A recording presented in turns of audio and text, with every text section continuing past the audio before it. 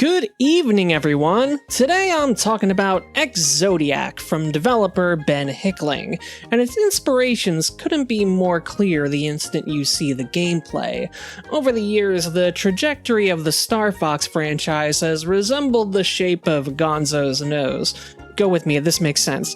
Fans can debate whether the original or 64 is the better game, but the series has never met that standard since, culminating in its final appearance on the Wii U, which, I don't know, maybe you could salvage it, but I think there's a reason we haven't seen a Switch version of the game.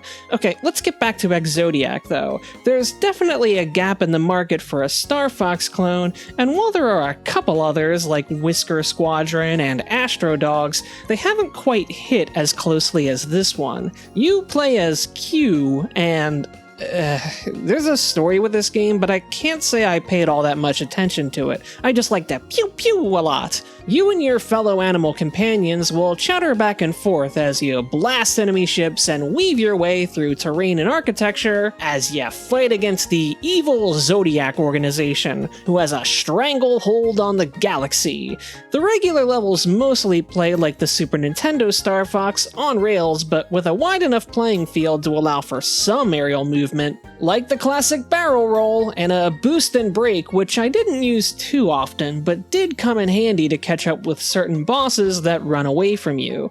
There are a couple of checkpoint rings per stage, and then just naturally formed successive rings in the terrain, which you can travel through to get bonuses. These bonuses include strengthening your laser, repairing your ship, or adding to your bomb and missile stock, and there's a secret data chip bonus which I'll talk about later. That missile is a lock-on ability, activated by holding the fire button. You'll only want to rely on it about half the time, since the lasers can do more damage if you aim them well. But it can be handy to take out larger waves of weak enemies. Your super bombs are practically screen clearing, though I tended to save them for the bosses. Granted, some of those bosses are resistant to them, but the ones that are weak get absolutely wrecked. Also, the game doesn't mention it, but you can detonate the bomb mid-air in the event that you don't get a direct hit. So I've brought the bosses up a couple of times because almost every stage has one. They're pretty solid in their execution, and I like the variety of character designs as well. Each one has at least 2 phases of different attack patterns, and a couple get even more complex. What's weird though was the difficulty of them was very inconsistent from level to level.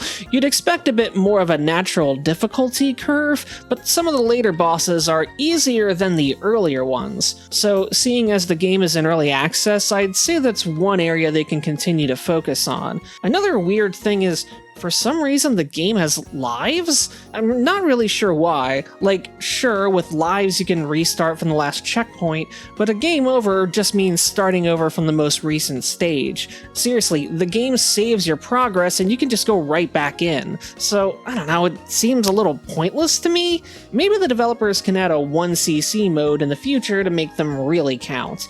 Or if they add online leaderboards at some point, then losing your score progress with a game over would actually matter. Now there's more to the game than just the Star Foxing, though that is the majority of it. If you can find the secret data chip bonus in a level, you'll unlock a special stage that plays a lot like Space Harrier. Because why not? Let's cram all the on-rails tributes in. Much like the original, you're more likely to smack into obstacles than bullets, and each stage also has its own segmented boss. It's as pitch-perfect a note to Space Harrier as the main game is to Star Fox. There are also motorcycle stages to break up the action in the regular campaign.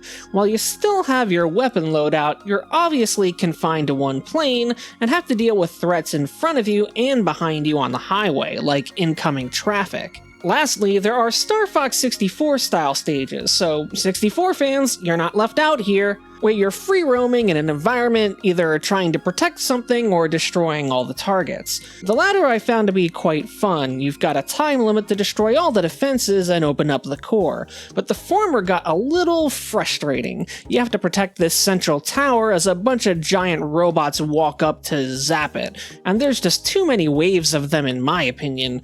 All the while there are smaller ships that you can't ignore because they'll start homing in on you. So like by the 5th or 6th wave of the same giant robot enemies, I was ready to be done.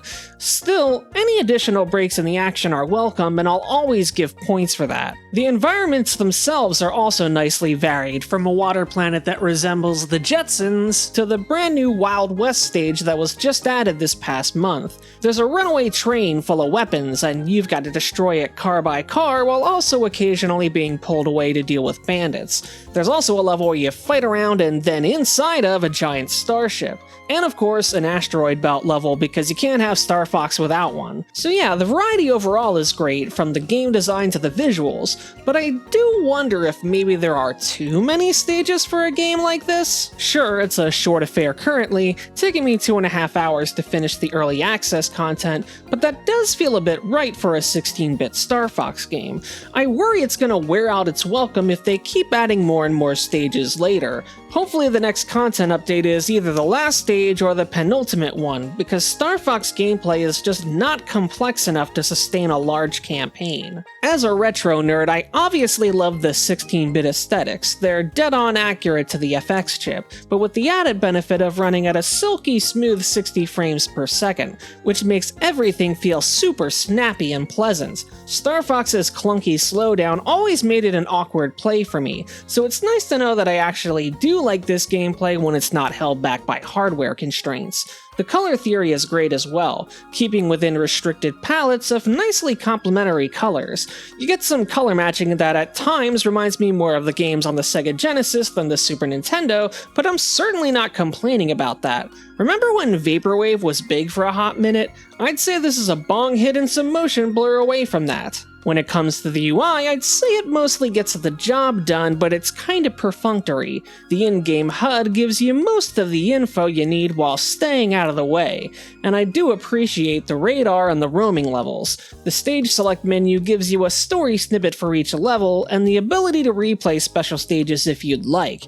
Now, for some reason, you can't back out of the stage select to the main menu with a button press. Instead, you have to select a stage, and then quitting to the title is one of the options. I know this is a little thing, but it's weird, right? You can't hit B to back out? If you want a more practical criticism, I talked about how the game has lives earlier, right? Well, the HUD doesn't have a life counter in the corner when you're playing, which is like the one place where you'd need to see it. Instead, they show it on the stage select? That makes no sense. Okay, but obviously these are not major criticisms, and Ex-Zodiac is a pretty good game so far. I think if you're a fan of Star Fox or just rail shooters in general, you'll like this one a lot. I mean, I'm not a hardcore super fan of the series, so maybe you'll nitpick it more, but for me, it's fast, it's fun, it's varied, and it has tight controls. When my main worry is that there might be too much good stuff, then it's definitely in good shape. Or I'm a bad reviewer. Both can be true. Now, if you have any game you'd like me to review, it's just gonna have to wait in the queue because I've already got a lot on my plate, as you know. I've got the whole month booked, and there's Next Fest next month, which I might have to skip. But I've still got a few more reviews in this style over the next couple of weeks. I'll be talking about Gal Guardians 2 and Stygian Outer Gods next week, and then The Abandoned Planet the following week. If you like the sort of thing I'm doing, you can hit the like button and you can hit the subscribe button. And of course, a special thanks to my indie darlings, Rob Scott, Tyler McBride, Nick Shalark, Tony Domenico, and Game Trekker. Thanks as always to everyone who supports me, and until next time, you'll find me in another castle.